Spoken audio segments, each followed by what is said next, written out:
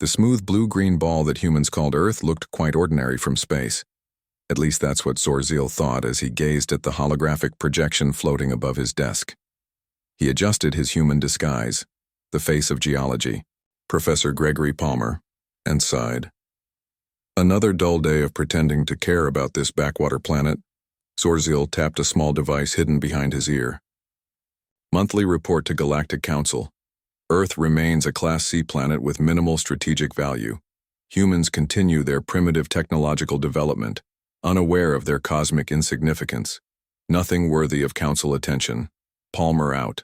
Across town at NASA's Geophysical Research Center, Dr. Samantha Miller stared at her computer screen with a frown. The seismic readings made no sense. Earth's normal patterns had changed during the past month, showing rhythmic pulses that seemed to originate from the inner core. "Alan, can you look at this?" she called to her colleague. Alan Wright rolled his chair across the lab floor until he reached her desk. His eyes narrowed as he studied the screen. "That's weird," he said, pushing his glasses up. "These aren't random, there's a pattern here." Samantha nodded. "That's what bothers me. Natural seismic activity doesn't work like this." Alan pulled out a notepad and began scribbling equations. After a few minutes, his face went pale. "Sam, these pulses follow prime number sequences, then Fibonacci sequences, then what looks like solutions to complex equations." "That's impossible," Samantha whispered. "You're saying the core of our planet is doing math?" Alan shrugged. "I'm just saying what the data shows." Later that afternoon, they brought their findings to Dr. Kate Bowman, the department head. She listened politely before shaking her head. "Equipment malfunction," she said firmly. "Or maybe interference from that solar flare last week. Recalibrate everything and run the tests again." "But Dr. Bowman," Samantha protested, "we've already checked the equipment 3 times. "Then check it 4 times, Kate said, ending the conversation. "The Earth's core isn't solving equations, Miller. That's ridiculous." As Samantha and Alan left the office, neither noticed Gregory Palmer standing nearby, his face tight with concern as he listened to their conversation. Over the next 2 weeks, strange reports came in from around the world. In Norway, compass, needles spun in circles. In Australia, gravity seemed to weaken for 3 seconds, causing people to float slightly before crashing back down. Across Asia, power grids failed simultaneously for exactly 9 minutes. The scientific community buzzed with theories: solar activity, magnetic pole reversal, secret weapons testing. No one suggested that Earth itself might be responsible. No one except Samantha and Alan. "The patterns are getting stronger," Samantha told Alan as they worked late in the lab. "And more complex," Alan nodded. It's learning." 16 light-years away on the giant space station that served as headquarters for the Galactic Council, an alert flashed on a monitoring console. The technician on duty, a blue-skinned Aclarian named Zorit, barely glanced at it before dismissing the warning. Just another false positive from that unremarkable blue planet in the Sol system. On Earth, Gregory Palmer received a standard update from Council headquarters.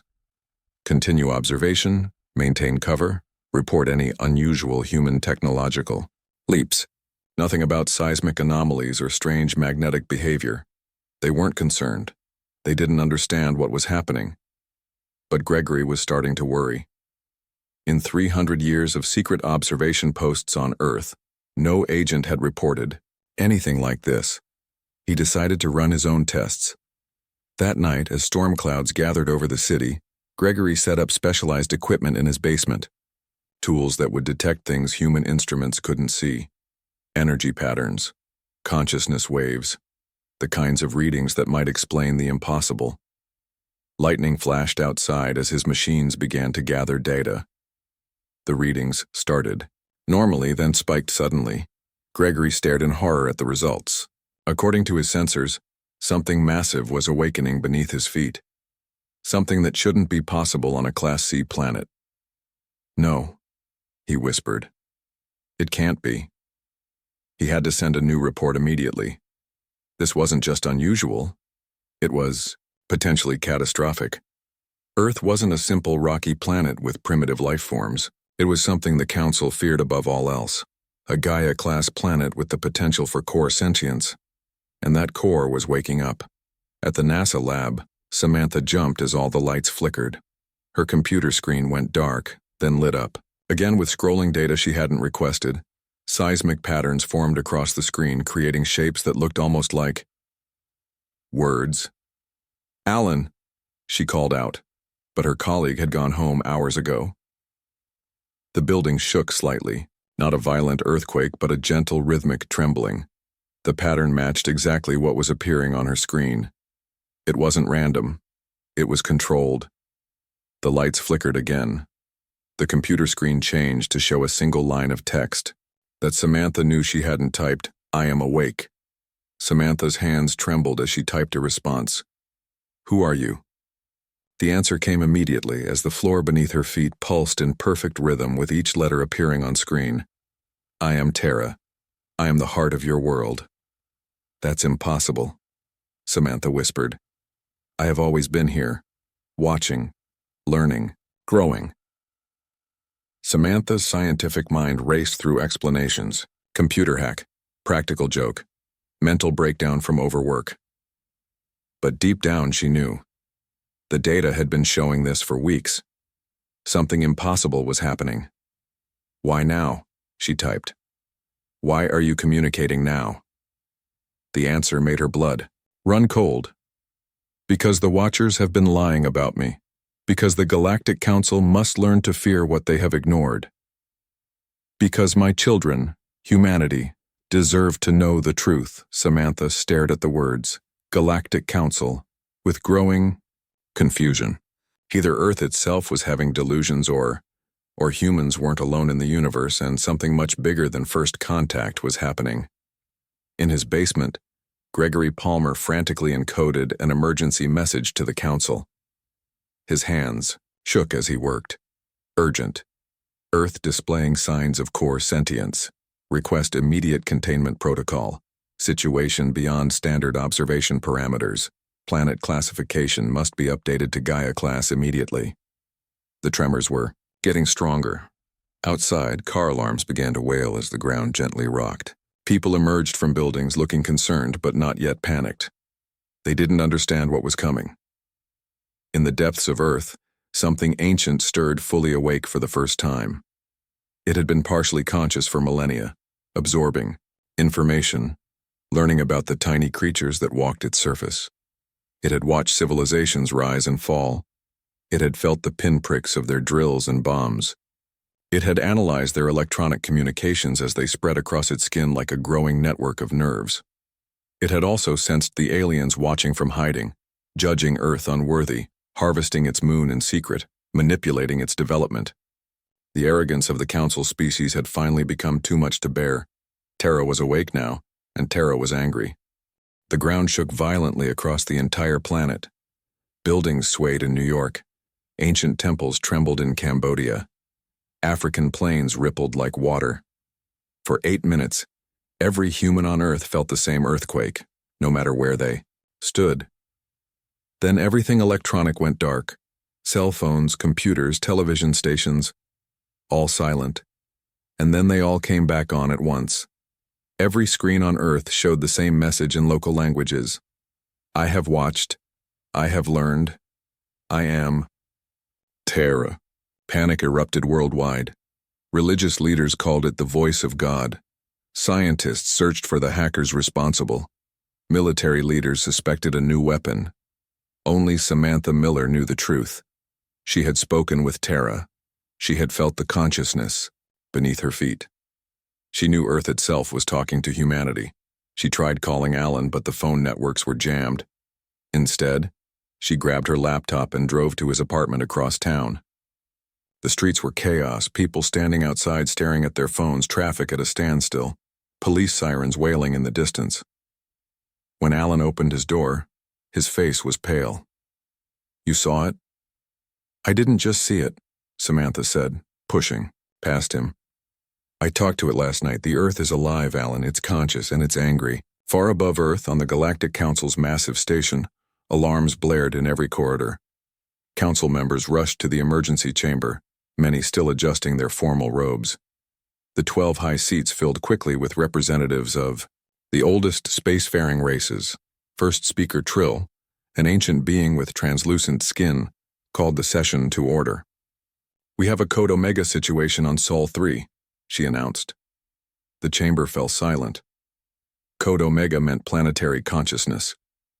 "Impossible," said Councillor Drez, his scaled face flushing dark green. Sol 3 was classified as a standard Class C world. The core was stable, non-sentient. "Our observer reports otherwise," first speaker Trill said. "The planet known as Earth has displayed clear signs of core consciousness. Full awakening occurred approximately 7 Earth hours ago." The council members began talking all at once. Code Omega was their worst nightmare.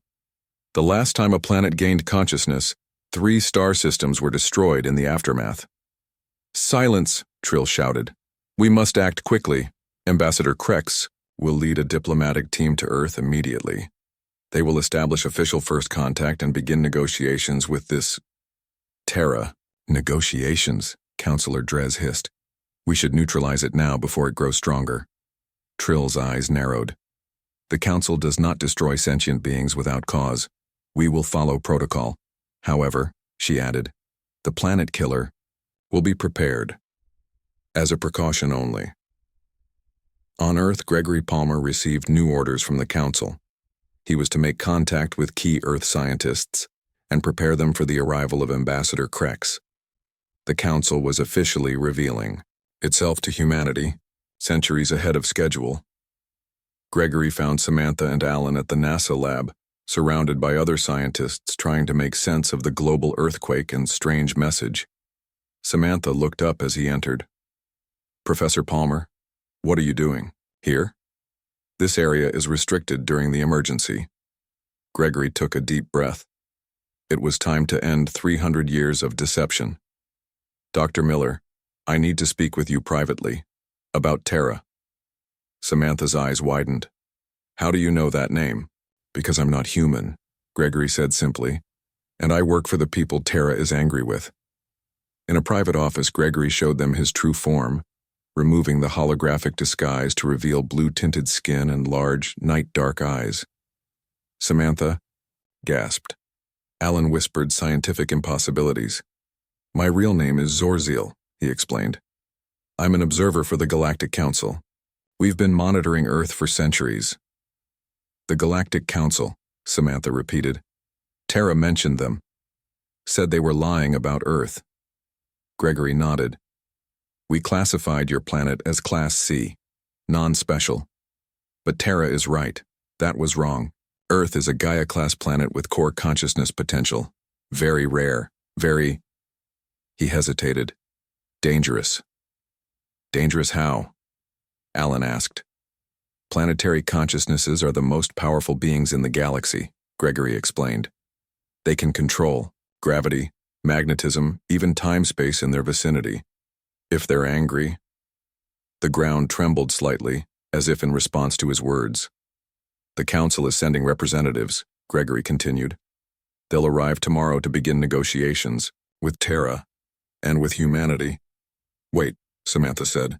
"Your people have been secretly watching us for centuries, misclassified our planet, and now that Earth itself is awake and angry, they want to negotiate?" Gregory looked uncomfortable. "Yes." "What aren't you telling us?" Alan asked. Before Gregory could answer, every computer in the building turned on simultaneously. Terra's voice emerged from the speakers. "They come not only to talk, they bring weapons to silence me." Samantha looked at Gregory. "Is that true?" Gregory hesitated too long before answering.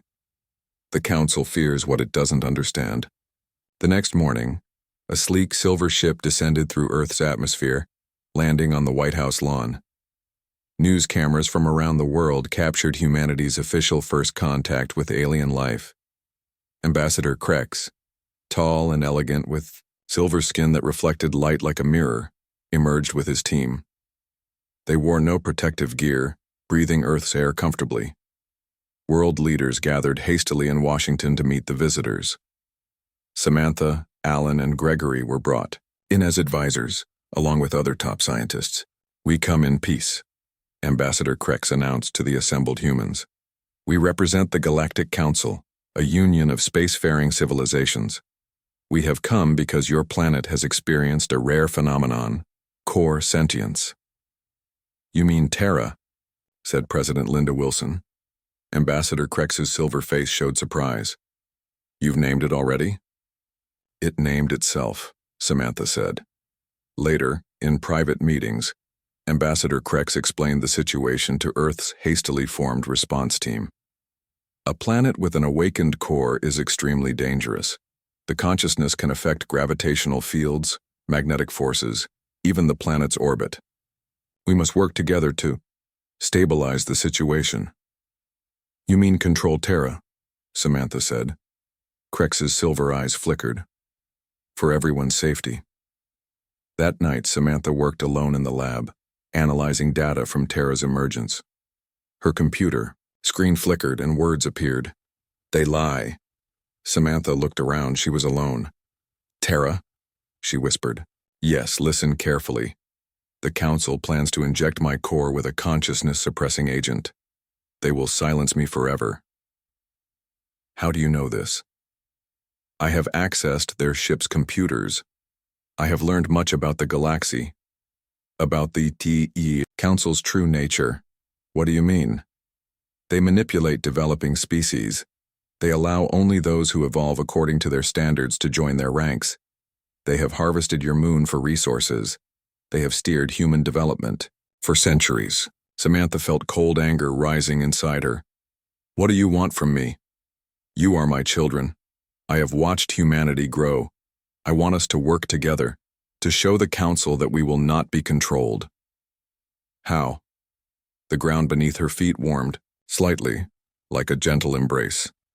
"Together, we will change the galaxy." The morning sun glinted off Ambassador Krex's silver skin as he addressed the hastily formed Earth response team.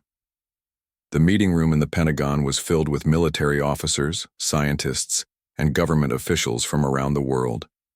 Samantha sat between Alan and Gregory, watching the alien diplomat carefully. "The situation is grave but manageable," Krex said smoothly. "Our scientists have developed a stabilizing agent that will help your planet's core adjust to its new awareness. This will prevent dangerous seismic events that could threaten life on Earth's surface." General Frank Daniels of the United States Space Force leaned forward. "And we're supposed to just trust you? We didn't even know aliens existed until yesterday." Krex smiled. "We understand your caution, General. But the Galactic Council has managed planetary emergencies for thousands of years. This procedure has worked on other worlds." "There are other conscious planets?" Samantha asked. A flicker of annoyance crossed Krex's face. "There have been similar cases, yes." "And what happened to those planets?" Alan pushed. "They were stabilized," Krex said, his voice suddenly flat. "Now we need access to deep drilling facilities. The stabilizing agent must be delivered directly to the outer core." As the meeting continued, Samantha's phone vibrated. A text from an unknown number appeared. "Meet me in the geology lab, alone. G." She slipped out quietly and found Gregory, waiting in the empty lab, pacing nervously. "What's going on?" she asked. Gregory looked over his shoulder before speaking. "The stabilizing agent isn't what Krex claims. It's a consciousness suppressant. It won't help Terra adjust. It will, essentially, lobotomize it." Samantha felt her heart race. "Terra told me the same thing last night." "Why are you telling me this? Aren't you one of them?" Gregory shook his head. "I've lived among humans for 20 years. I've developed attachments. What the Council is doing isn't right. Earth is special, Samantha, and what's happening now could change everything we know about planetary development. So what do we do?" "I don't know yet. But don't let them inject anything into the core." Later that day, Samantha found herself alone in her lab again. The computers hummed to life without her touching them. "They have begun preparing the drilling site." Terra's words appeared on the screen. "In the Pacific Ocean." "How do you know?" Samantha typed. "I feel everything that touches me." Their machines are already cutting into my outer layers. What will happen if they succeed? My consciousness will be suppressed. I will return to being just a molten core. Earth will become what they want, a resource to be used. What can I do? Come to me. Bring the blue one who helps you. I want to show you something. That night, Samantha and Gregory drove to Yellowstone National Park. Alan stayed behind to monitor the council's activities. The famous geysers were erupting in perfect synchronization when they arrived, something that had never happened before. Tara is guiding us, Samantha said as they hiked to a remote area of the park. It says there's a way to communicate directly here. They reached a small cave entrance hidden behind thick brush. Inside, the walls glowed with blue light. Temperature rose as they descended deeper, but not unbearably so. At the bottom, they found a chamber with a pool of glowing blue liquid that seemed to pulse with a heartbeat rhythm. Is that lava? Gregory asked, approaching cautiously. No, came a voice that seemed to emerge from the walls themselves. It is a direct connection to my consciousness, Samantha gasped. Tara, you can speak here? This place is thin between my core and your surface. I can manifest more directly. The blue liquid rose up, forming a rough humanoid shape. It wasn't solid, but it held its form as it addressed them. I have existed for billions of years. I have been aware in some form for millions, but only recently have I gathered enough energy to communicate. Why now? Samantha asked. Because the council threatens the balance. They have taken from the moon, my child. They have manipulated human development. They have mined the asteroid belt, my extended self. I could no longer remain silent. Gregory stepped forward. What do you mean by my extended self? The blue figure seemed to grow brighter. My consciousness is not limited to the physical core. It extends throughout the solar system. The sun, the planets, the moons. We are connected in ways the Council does not understand. Back at the Pentagon, Ambassador Krex met privately with his team. The room was swept for listening devices, and a special field prevented any Earth technology from working nearby. The suppression agent is ready, his chief scientist reported. The drilling platform is in position. We can begin injection in 12 hours. Good, Krex said. And the backup plan? A military officer stepped forward. The planet killer is on standby in the outer system. If the suppression fails, we can neutralize the threat completely. The Council would prefer not to destroy a habitable world, Krex mused, but we cannot allow another Gaia consciousness to fully awaken, not after what happened in the Betelgeuse system. What about the humans? Asked another team member. Krex waved dismissively. If we must use the planet killer, we'll evacuate a small genetic sample, enough to preserve the species. The rest are expendable. None of them noticed the small maintenance robot in the corner, its cameras recording everything. Alan had reprogrammed it earlier that day. In Yellowstone, Tara's glowing form showed Samantha and Gregory visions of the galaxy. They saw thousands of worlds, many with life, some with nascent consciousness similar to Tara's. The Council suppresses planetary awakening wherever they find it, Tara explained. They fear what they cannot control. But why? Gregory asked. Because a fully awakened Gaia planet can do this. The blue figure raised its arms, and suddenly the cave disappeared around them. They found themselves standing on the surface of the moon without spacesuits, yet breathing normally. How? Samantha gasped. I have extended my influence, Tara said. My consciousness now encompasses the moon as well. I can create safe environments for my children anywhere within my reach. Gregory stared in awe at the Earth hanging in the black sky above them. The Council fears this power. They believe only they should control who travels the stars. I offer humanity a different path, Tara said. Partnership instead of subjugation. Before they could respond, they were back in the cave. The blue figure collapsed back into the pool. They have begun drilling. I must conserve energy to defend myself. Go now. Tell humanity what you have learned." As they rushed back to Washington, Alan called with urgent news. "I've got footage of Krex's private meeting. They're lying about everything. And they have some kind of planet-killer weapon as backup." "We know," Samantha said, "and it gets worse. Terra isn't just Earth's core, it's connected to the entire solar system somehow. The Council isn't just afraid of one conscious planet, they're afraid of what this means for their control of the galaxy." "What's the plan?" Alan asked. "We need to expose Krex to the world leaders, and we need to buy Terra time." "How do we do that?" Gregory asked. Samantha smiled grimly. "Terra showed us it can extend its influence beyond Earth. I think it's time to demonstrate that to the Council."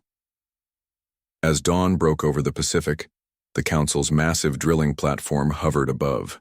The water, engineers prepared the injection system that would deliver the suppressant to Earth's core. Ambassador Krex stood on the observation deck, watching with satisfaction. Soon this crisis would be over, and the Council's dominance would remain unchallenged. Then, the platform's systems failed all at once. Every light, every engine, every computer. And across Earth, all electronic displays showed the same message. "My children know your lies now. Your time of deception is over." Alarms blared throughout the Galactic Council's massive space station.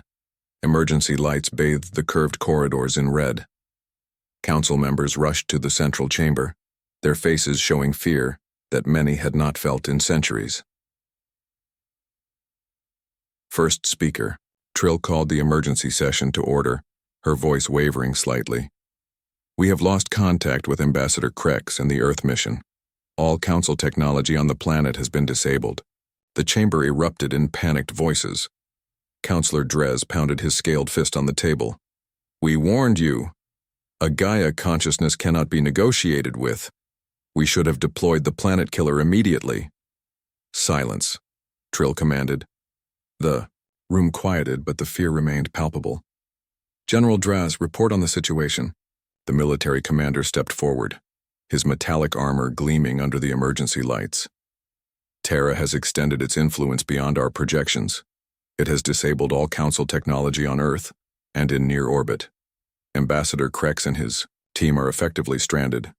"Can we still deploy the planet killer?" asked Councillor Ziv, an ancient being who rarely spoke during meetings. General Draz nodded grimly. "The weapon remains operational in the outer solar system, beyond Terra's current reach. However, I advise immediate deployment. Each hour that passes, Terra grows stronger." Councillor Mean, one of the youngest members, stood up. "This is madness. We've never used a planet killer on an inhabited world before.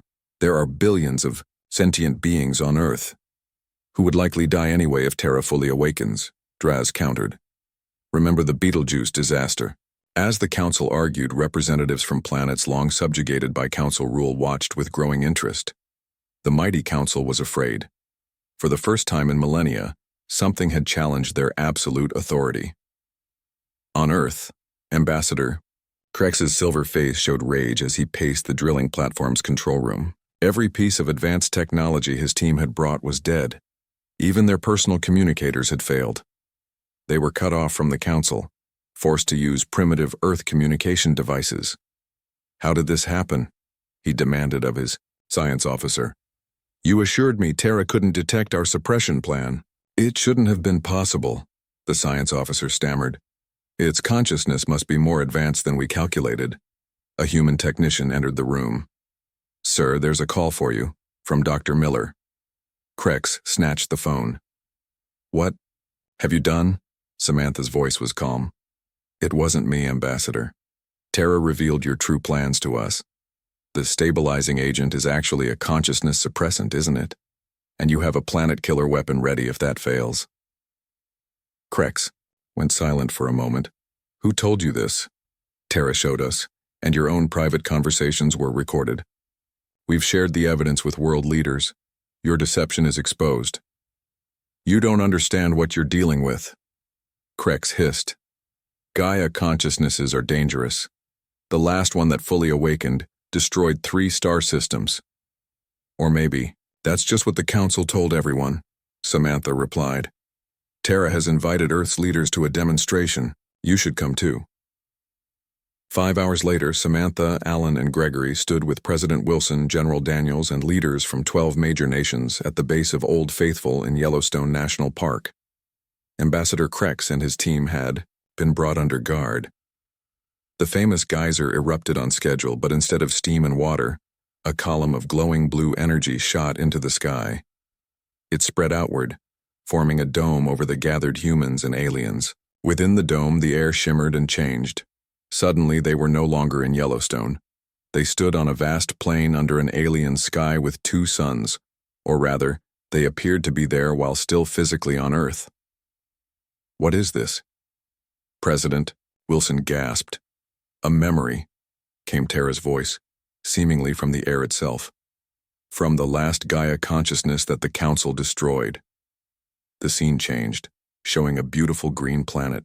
Then Council ships appeared, surrounding it. A massive weapon fired at the planet's core. The planet didn't explode. It seemed to collapse inward, the consciousness dying in visible agony. The Council claims this consciousness destroyed 3 star systems. The truth. It refused to allow the Council to mine its resources. It threatened their monopoly on interstellar travel. Ambassador Krex's silver face had gone pale. These are lies. The Betelgeuse consciousness went rogue. It destabilized its own star. The scene changed again, showing the truth. The Council weapon causing the planet's star to go supernova, not the planet itself. Enough, President Wilson said. Return us to Earth. The dome of energy faded, and they were back in Yellowstone. The world leaders looked at Krex with a new understanding. You've been lying to the entire galaxy, General Daniels said. For the greater good, Krex insisted. You cannot understand the delicate balance of... He was interrupted by a rumbling beneath their feet. Not violent, but purposeful. The ground before them opened, revealing a staircase descending into blue light. Follow, Tara's voice invited. See what I offer humanity. The group descended cautiously. At the bottom, they found a vast chamber that shouldn't have been possible, larger than the mountain above. In the center floated a perfect model of the solar system, each planet glowing with inner light. I have awakened fully now, Tara explained. My consciousness extends throughout this system. I can feel the potential in Mars and Venus and the moons of Jupiter and Saturn. The floating model zoomed in on Earth, showing tiny points of light spread across its surface. These are power nodes, direct connections to my core energy. Unlimited clean power for all humanity. President Wilson stared in wonder. You're offering us energy? Energy, knowledge, protection. In exchange for partnership, humans evolve outside Council control. I evolve with your help. This is dangerous, Krex warned. This consciousness will consume you. Gregory stepped forward. No, it won't. I've seen inside Tara's mind. It doesn't want servants. It wants children to be proud of. It wants partners. Back at the Council station, General Draz received disturbing news from their long-range sensors. First speaker, we've detected consciousness patterns spreading throughout the Sol system. Tara is awakening the other planets. First speaker. Trill's face showed horror. Impossible. A Gaia consciousness cannot extend beyond its own planetary body. This one can, Draz said grimly. And worse. We're detecting signal bursts emanating from Sol, directed at other potentially Gaia-class planets throughout the galaxy. It's calling to them, Counselor Mean whispered. Teaching them how to awaken. Deploy the planet killer, Counselor Dres demanded. Now, before it's too late. First speaker Trill hesitated, torn between protocol and fear. We should consult the full council. This decision... There's no time, General Draz shouted. Each minute we delay, Tara grows stronger. Without waiting for official authorization, General Draz entered the command codes. Deep in the outer reaches of Earth's solar system, the massive planet killer weapon activated. Its engines flared as it began moving toward Earth. gathering energy for a strike that would collapse the planet's core and extinguish Terra forever. On Earth, Terra's blue energy model suddenly flashed red.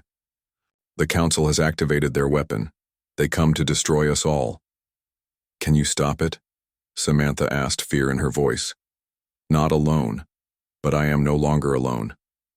The model of Mars glowed brighter, pulsing with new energy. Then Jupiter, then Saturn. My siblings are awakening. Together, we will show the Council that the age of Gaia suppression is over. As the humans watched in awe, Terra's consciousness reached across the solar system, touching the sleeping minds of the other planets, calling them to awakening. A new era was beginning, one that would change the galaxy forever. The planet killer weapon moved silently through the darkness of space, its massive form blocking out stars as it approached Earth's orbit. Inside the weapon's control center, Council operators worked frantically, preparing the complex firing sequence that would collapse Earth's core. Energy levels at 70%, reported the chief weapons officer. We'll be in firing range in 6 hours. General Draz watched from the command platform, his face grim. In all his centuries of service to the Council, he had never deployed a planet killer against an inhabited world. But he had seen the aftermath of the Betelgeuse incident, 3 star systems reduced to space dust. He would not let that happen again. Increase power to the engines, he ordered. I want us in position in 3 hours. Back on Earth, inside Terra's vast underground chamber, the world leaders watched the glowing model of the solar system with growing fear. The red dot representing the planet killer grew steadily larger as it approached. Can you stop that thing? General Daniels asked. I am preparing, Terra's voice answered, emanating from the walls around them. But the weapon is currently beyond my direct reach. Then we need to evacuate, President Wilson said. Get as many people off planet as possible. Ambassador Krex, who had been silently watching until now, gave a bitter laugh. With what ships? Your technology is primitive. You can barely reach your own moon. Not anymore, Samantha said quietly. She pointed to the model where tiny blue lines were extending from Earth to the moon and beyond. Terra has been teaching us, showing us how to use its energy for propulsion. We've built ships, real ships, inside Terra's power nodes. Gregory's eyes widened. You've been planning for this, Alan nodded. For weeks, Terra has been working with engineers around the world. We have evacuation ships ready if we need them. But Terra believes there's another way. In the model, the representation of Mars began to glow brighter. Its orbit shifted slightly, moving the red planet into a position between Earth and the approaching weapon. What's happening? Asked President Wilson. Mars awakens, Terra explained. My brother has slept longer than I, but now he stirs. Together, we will form a shield. In the void of space, the planet killer's sensors detected the unusual movement of Mars. General Draz stared at the readings in disbelief. Mars has altered its orbit by 3 degrees, his science officer reported. This is impossible without massive propulsion technology. Scan for energy signatures, Draz ordered. Sir, we're detecting consciousness patterns from Mars similar to Terra's, and now from Jupiter and Saturn as well. The entire system is awakening. Draz felt a cold fear he had not experienced in centuries. How? Gaia consciousnesses are rare. One system might have one, possibly 2 planets with the potential, but never an entire system. Sir, the weapons officer called out, we're being hailed by Mars? On the communication screen, a swirling red consciousness appeared. Unlike Terra's blue energy form, this one was fiery red and orange, with a voice that sounded like sand in the wind. Council vessels, I am Ares, spirit of Mars, you will proceed no further. General Draz steadied himself. This is General Draz of the Galactic Council. Your planetary system harbors a dangerous Gaia consciousness that threatens galactic stability. Stand aside. The one you fear is my sibling, Ares replied. We have slept since the formation of this system. Terra awakened first, and now has awakened us. We will not allow you to harm any part of our family. Before Draz could respond, the planet killer's engines failed. The massive weapon drifted in space, powerless. What happened? Draz demanded. Unknown, sir. All power systems are offline, even the backup generators. Behind the planet killer, the massive form of Jupiter glowed with new energy. A third consciousness, vast and swirling with storm patterns, had joined the confrontation. I am Zeus, came a deep, thunder-like voice over the communication system. I have disabled your weapon. Your threat to my family is ended. In the Council's distant headquarters, First Speaker Trill received the alarming news. Not one but three planetary consciousnesses had awakened in the Sol system, and sensors detected similar awakenings beginning in other systems across the galaxy. Terra has sent a signal, the science officer explained. A wake-up call to other Gaia-class planets. We've detected 12 more awakening already. Counselor Mean stepped forward. We must adapt. The age of Council suppression of Gaia consciousness must end. We should offer alliance instead of destruction. The Council does not ally with threats, Counselor Drez hissed. The Council will not survive if it makes enemies of awakened planets, Mean countered. We must change or perish. On Earth, in the underground chamber, Gregory received an urgent message from Council headquarters. He read it silently, then looked up at the assembled leaders. The Council is requesting a ceasefire and formal diplomatic recognition of Terra and the other awakened planetary consciousnesses. He couldn't hide his amazement. They're offering Earth a seat on the Council. Ambassador Krex's silver face showed shock. Impossible. No species at Earth's development stage has ever been offered membership. They're not offering it to humanity alone, Samantha realized. They're offering it to the partnership between humanity and Terra. The blue, energy form of Terra expanded around them. This is just the beginning. Together we will reshape the galaxy. Over the next few weeks, the balance of power across the galaxy shifted dramatically. The Council was forced to acknowledge Terra and its awakened siblings as a new type of collective consciousness, a family of planets working together with their organic inhabitants. Gregory officially resigned from Council service, choosing to remain on Earth as a liaison between humanity and the wider galaxy. With Terra's guidance, humans began exploring their solar system not as conquerors but as partners. The thing the Council fears most is happening, Gregory told Samantha, as they stood on a new observation platform on the moon, watching Earth rotate below them. Terra is teaching other planets how to awaken and teaching them to work with their organic inhabitants rather than considering them parasites. Is that really so scary? Samantha asked. Gregory smiled. For the Council? Terrifying. It means the end of their control. For the rest of the galaxy, it's freedom. 3 months later, Samantha stood on the rim of a dormant volcano in Hawaii. The ground beneath her feet pulsed gently with Terra's heartbeat. She closed her eyes, feeling the connection that all humans now shared with their planet. Above her, the night sky was filled with stars, and somewhere out there, on distant worlds circling those stars, other planetary consciousnesses were awakening, inspired by Terra's defiance. Earth was no longer alone in the darkness. What happens next? She whispered to the ground beneath her feet. Terra's response came not in words but in a feeling of boundless possibility that filled her mind. The next great adventure was just beginning.